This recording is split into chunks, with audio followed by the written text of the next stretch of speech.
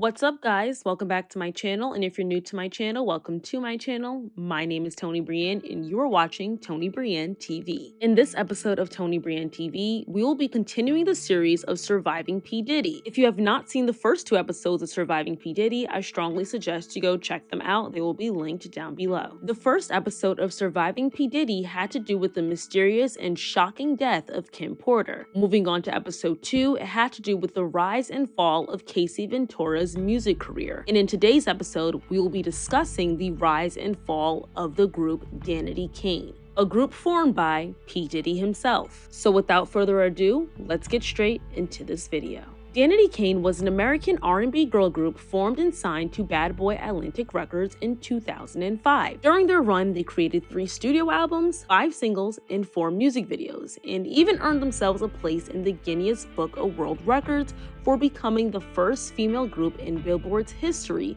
to consecutively debut albums at #1. Today, they are arguably one of the hottest girl groups in the 21st century. But with a title like this, why was their run so short, and what happened to them? An array of rumors, speculations, and drama seems to be what ignited the split of the group. But before we get into any of those details, we need to start with the rise of Danity Kane.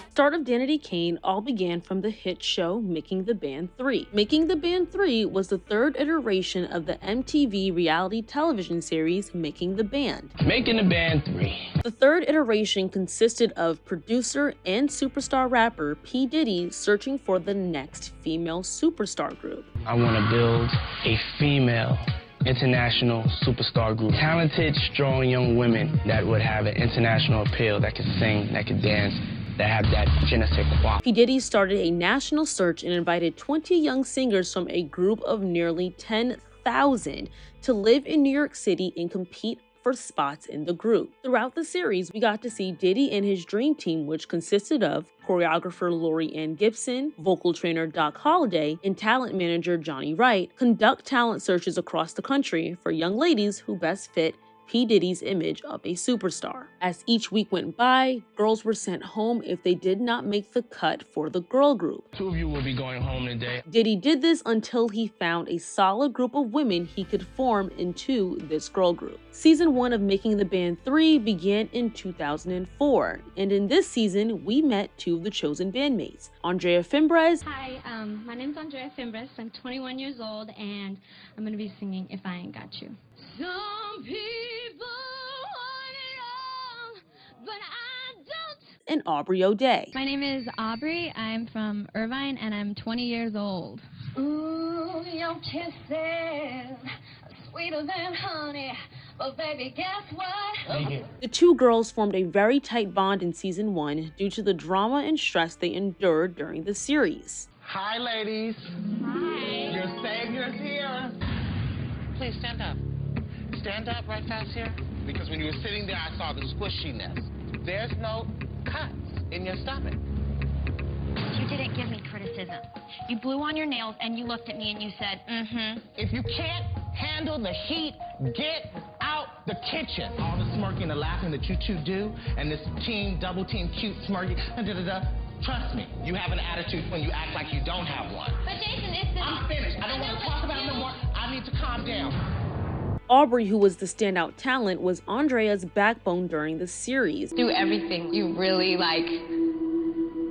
help me, and I really do hands down absolutely adore you, and I think that you're amazing, and I wouldn't pick anyone else in this world to go through this experience with, and it's been wonderful, and I hope you know that whenever I feel like I'm weak, you're there to be strong for me, or whenever you're weak, I'm here for you to be strong for you. And both were incredibly talented and caught P Diddy's eye. Come on. There's a lot of people that fall in love with her. She's got a star at quality, man. Her sexiness just seems natural. Aubrey. Aubrey looks good. Aubrey's a star. Aubrey from the get-go always understood and exemplified what it took to be a superstar. You know what I'm saying? Always from the get-go. Even her challenging Jason is what it takes. However, by the end of season 1, Diddy was not pleased with the remaining contestants that he had. He did decide to give 3 contestants a second chance. 2 out of those 3 contestants were Andrea and Aubrey. There's no band for me to make out of this group. That's my decision. But there will be some of you that will get a reprieve. This does not mean that you have made the group. You just made it into the next batch. Aubrey. Andrea. I feel like I have just begun to fight. You definitely will be the girls that are around in the end. He gave them about 3 months to get it together and brush up on their skills and to return for season 2. In season 2, Diddy restarted his search for the girl group of his dreams. Once again, he selected 20 women to compete for these spots, and Andrea and Aubrey were 2 of these 20 women. Also in season 2, we finally got to meet the rest of the final members of the group. We met Juanita, who is formerly known as her stage name D Woods. I'm going down when you went around, baby. Dawn Richard. I ain't got no plans. No, no, no, no. And Shannon Bex. First I was afraid, I was petrified. Kept thinking I could never live without you by my side. Put it over there. On the season finale, Diddy finally chose the 5 young ladies to form the girl group that would later be named Danity Kane. The show's ratings broke MTV records as millions of viewers watched to see the group officially formed. 5 of the 11 remaining contestants were chosen. First was Aubrey O'Day, then D Woods, 3rd Shannon Bex, 4th Dawn Richard, and last but not least, Andrea Fimbres. Aubrey. Juanita. Shannon. Andrea. The 3rd season of Making the Band 3 kept track of the development and struggles of this now new band, and their journey quickly began.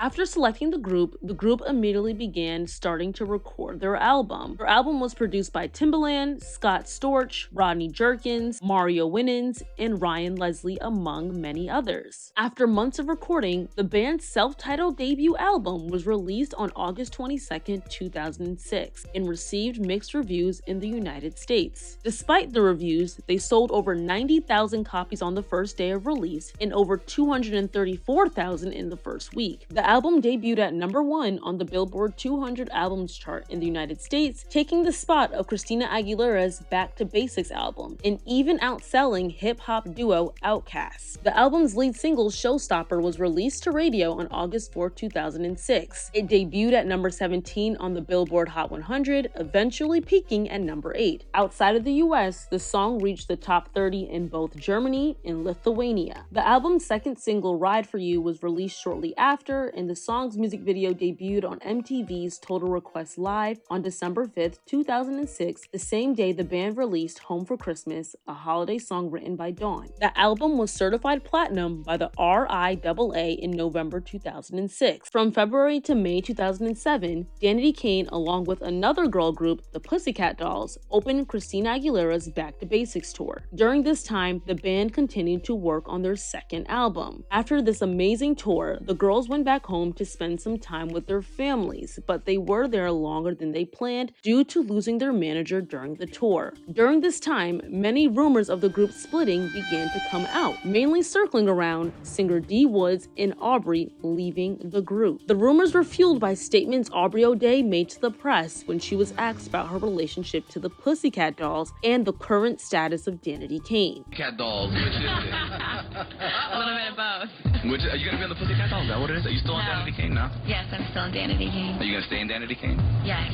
Definitely. Danity Kane stays with me, sure. Well, I mean, why are you saying it like that? You don't know what the deal is? Yeah, don't know what the deal is. Really? Yeah. When it comes for you guys to get together and do stuff, I mean, who goes out and makes the contact between everybody? I used to be our manager, but we don't have one anymore, so at this point it's just us. Well, D Woods just left the group, is that true, or? That's what I saw. Yeah. Drea and Shannon and I, talked the other day, but I don't know. Oh, she's not returning your call, dude. That's... No, I don't know if it's that, but I honestly can't sit here and tell you either way whether it's true or not, which is sad. Making the Band fans also notice how frequently Aubrey and Diddy would butt heads during clips in the show. What's wrong? Nothing. Okay, so why are you crying? Because I really would like to be part of the group.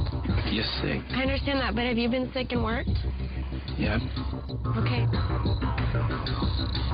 Go get some rest and you'll be better tomorrow.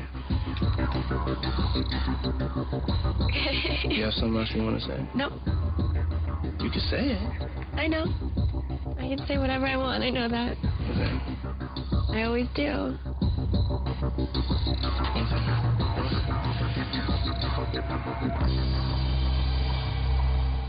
Some of your decisions, some of your choices affect the group.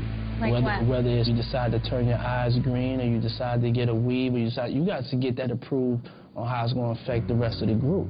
The stuff that I seen of you in the press over the last couple of months, I don't think it was beneficial for the group.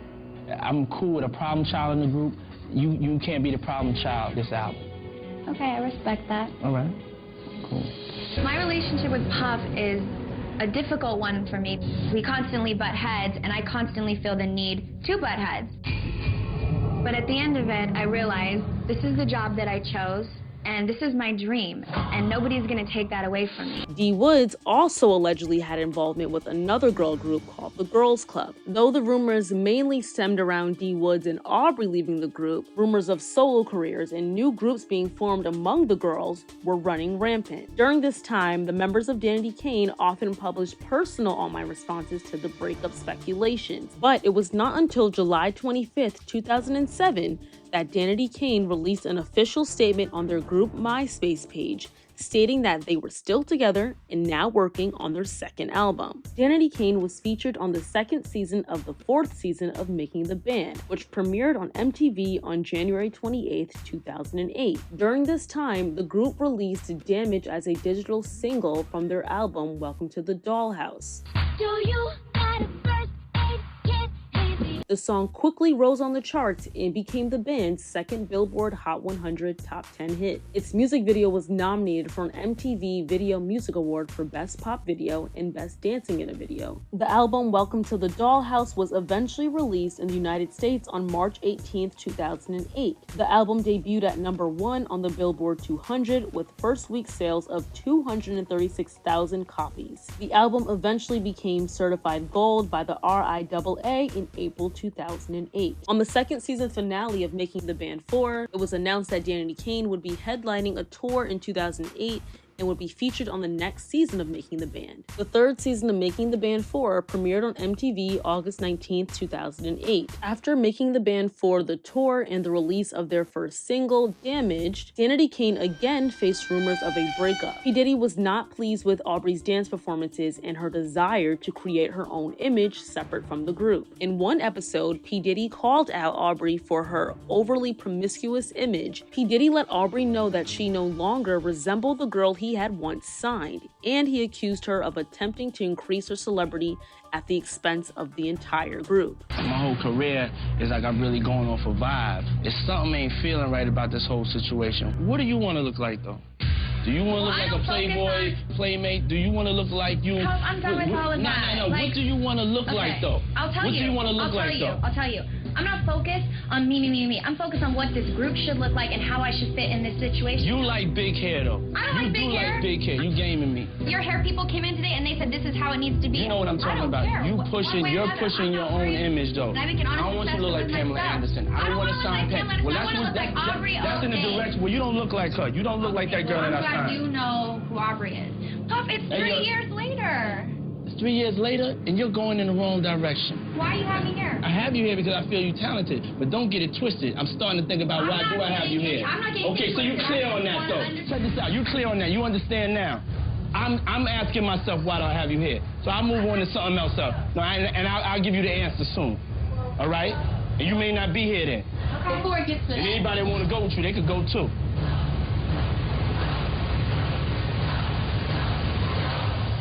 Don't get it twisted, man.